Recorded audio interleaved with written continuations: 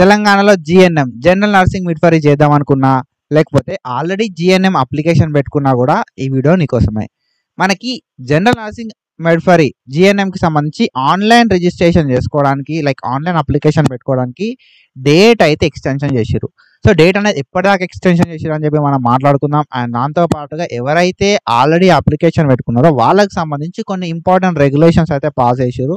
So ఏంది ఆ important regulations, date ఎప్పటిదాకా ఎక్స్టెండ్ చేసిర్రు అని చెప్పి ప్రతిదీ కూడా డీటెయిల్గా మనం ఈ వీడియో లోపల మాట్లాడుకుందాం.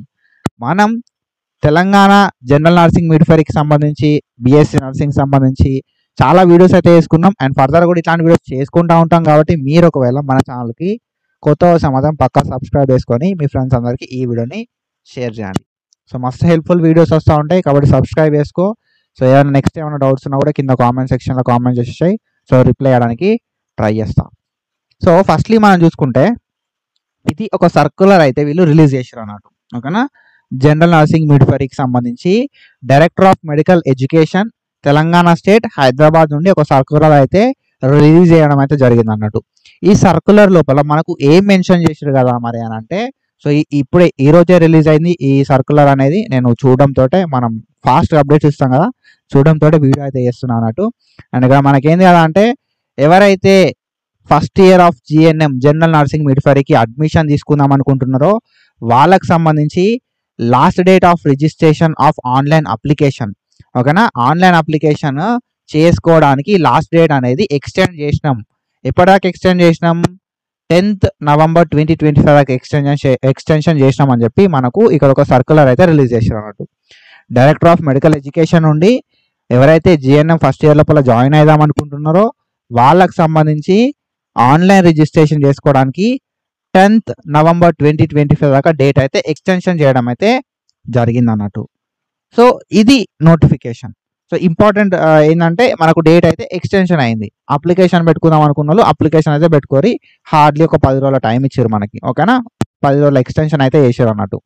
అండ్ దెన్ ఇంకొకటి ఏంది కదా అంటే, సో 10th November 2025 దాకా ఎక్స్టెన్షన్ చేసిన డేటు, ఇది గుర్తుపెట్టుకోరి.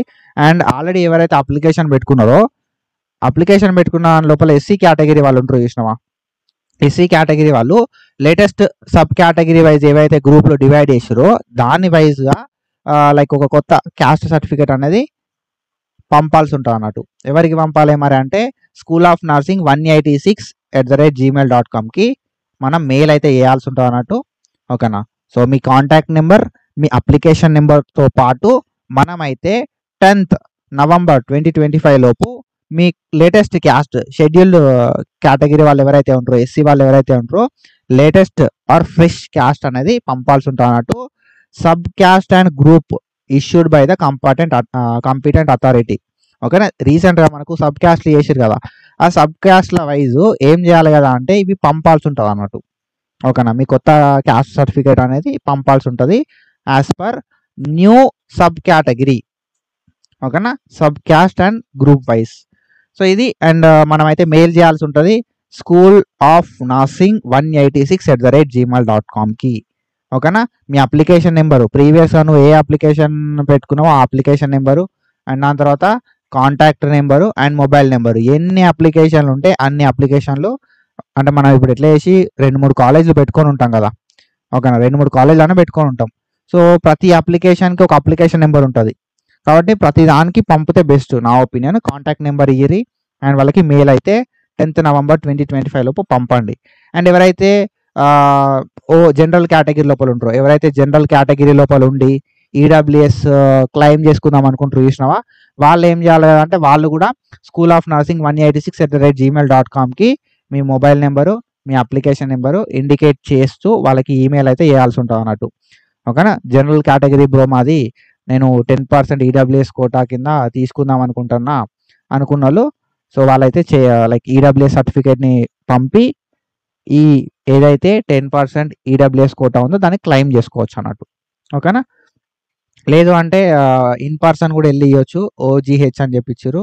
ఈ ఓజీహెచ్ అంటే నాకు తెలిసినంత వరకు అయితే ఉస్మానియా జనరల్ హాస్పిటల్ అని చెప్పి నేను అనుకుంటున్నా. అక్కడైతే సబ్మిట్ చేయాల్సి ఉంటుంది అన్నట్టు. డీటెయిల్గా చెప్తే బాగుండు అక్కడ. ఓకేనా, సో మీకు ఏమైనా డౌట్లు ఉన్నాయనుకో కింద ఒక నెంబర్ ఇచ్చిర్రు. ఓకేనా, సో ఇక్కడ ఒక నెంబర్ ఉంది, ఈ నెంబర్కి కాల్ చేసి అడగండి. ఓకేనా. సో మంచి రెస్పెక్ట్ తోటి మాట్లాడండి, ఎందుకంటే assistant director of nursing. So ఇక్కడ మేడం నేమ్ అయితే మెన్షన్ చేయడం అయితే జరిగింది. వర్కింగ్ డేస్లో మాత్రమే కాల్ చేసి ఏమైనా డౌట్స్ ఉంటే యూ కెన్ ఆస్క్ దెమ్. ఓకేనా. ఎవరైతే ఆల్రెడీ అప్లికేషన్ పెట్టుకున్నారో ప్రైవేట్ కాలేజ్ లోపల ఏదైనా రిజర్వేషన్ తీసుకుందాం అనుకున్నా, ఓకేనా, మీకు ఈడబ్ల్యూఎస్ స్టేటస్ని క్లెయిమ్ చేసుకుందాం అనుకున్నా, లేకపోతే రిజర్వేషన్ కావాలనుకున్నా కూడా అక్కడ వాళ్ళకి వెళ్ళి లేటెస్ట్ ఇన్కమ్ కానీ, లేటెస్ట్ ఈడబ్ల్యూఎస్ కానీ, లేటెస్ట్ క్యాస్ట్ కానీ సబ్మిట్ చేసేసేయాలి. ఓకేనా. ప్రైవేట్ వాళ్ళు మీకు ఆల్రెడీ ఇన్ఫర్మేషన్ ఇస్తారు, మీరు ప్రైవేట్ లోపల అడ్మిషన్ తీసుకున్నట్టయితే. అండ్ ఇది అండ్ ఫర్దర్గా ఏంటంటే కొత్త ఎవరైతే అప్లికేషన్ పెట్టుకుంటారో, ఆల్రెడీ ఇప్పటివరకు ఎవరు అప్లికేషన్ పెట్టుకోకుండా కొత్తగా ఎవరైతే 2025-26 అకాడమిక్ ఇయర్కి అప్లికేషన్ పెట్టుకుందాం అనుకుంటారో వాళ్ళందరూ ఏం చేయాల్సి ఉంటుంది అంటే డాక్యుమెంట్స్ అనేది అప్లికేషన్ ఫామ్తో పాటుగా సబ్మిట్ చేయాల్సి ఉంటుంది కదా. ఆ డాక్యుమెంట్స్ అనేది సబ్మిట్ చేసేటప్పుడే కొత్తవి సబ్మిట్ చేయండి. ఓకేనా. కొత్తవి సబ్మిట్ చేసేసేయండి. సో ఇది అండ్ ఇందాక నేను చెప్పిన కదా నెంబరు, ఈ నెంబర్కి ఏమన్నా డౌట్స్ ఉంటే, ఓకేనా, డౌట్స్ ఉంటే క్లారిఫికేషన్ కోసం మాత్రమే కాల్ చేయండి. అండ్ దెన్ దాని తర్వాత మనం చూసుకుంటే అప్లికేషన్ ప్రాసెస్ ఎట్లా ఉంటుంది అని చెప్పి కొందరు కొత్త వాళ్ళకి డౌట్ ఉంటుంది కదా. 10+2 ఇంటర్మీడియట్ కంప్లీట్ అయిన వాళ్ళు ఎలిజిబుల్ అవుతారు ఈ కోర్స్కి. ఇంటర్మీడియట్ కంప్లీట్ అయిన వాళ్ళు ఎలిజిబుల్ అవుతారు. మినిమం 40% ఆఫ్ ద మార్క్స్ అయితే ఉండాల్సి ఉంటుంది అన్నట్టు. ఈ పీడిఎఫ్ బ్లర్ ఉంది, నేను ఎక్స్ప్లెయిన్ చేస్తా, చెక్ చేయరు అంతే సరిపోతుంది. ఓకేనా. ఏఎన్ఎం ఎవరైతే చేస్తారో ఏఎన్ఎం వాళ్ళకి 40% ఆఫ్ ద మార్క్స్ ఉండాలి. 10+2 లోపల ఇంగ్లీష్ అనేది మెయిన్ సబ్జెక్ట్లో ఉండాలి. అండ్ 10+2 లోపల 40% ఆఫ్ మార్క్స్ ఉండి ఒకేషనల్ స్ట్రీమ్ అయినా పర్లేదు, సిబిఎస్ఈ, స్టేట్, సెంట్రల్ ఏదైనా కూడా బోర్డు పర్లేదు. You are eligible to pursue general nursing and midwifery, GNM చేయడానికి ఎలిజిబుల్ అవుతాం అన్నట్టు. ఓకేనా. అండ్ దెన్ దాని తర్వాత మనం చూసుకుంటే ఏజ్, ఓకేనా, ఏజ్ అనేది మినిమం 17 years అనేది కంప్లీట్ అవ్వాల్సి ఉంటుంది అన్నట్టు. ఓకేనా. 17 years ఆఫ్ ఏజ్ అనేది కంప్లీట్ అవ్వాల్సి ఉంటుంది. మినిమం ఏజ్ అనేది వాళ్ళు మాత్రమే ఎలిజిబుల్ అవుతారు అన్నట్టు. So age maximum age limit అంటాం చూసారా, మ్యాక్సిమం ఏజ్ లిమిట్ అనేది ఏం లేదు, ఎవరైనా చేసుకోవచ్చు. సో యాజ్ పర్ ఒక యాక్ట్ ఉంటుంది అన్నట్టు. ఓకేనా. సో దాని ప్రకారం. అండ్ దెన్ దాని తర్వాత మనం చూసుకుంటే మనకి ఫస్ట్ ఆన్లైన్ లోపల అప్లికేషన్ చేసుకోవాల్సి ఉంటుంది. ఓకేనా. ఆన్లైన్ అప్లికేషన్ చేసుకోవాల్సి ఉంటుంది. ఆన్లైన్ అప్లికేషన్ చేసుకోవాలంటే చలాన్ కట్టాలి. ఓకేనా.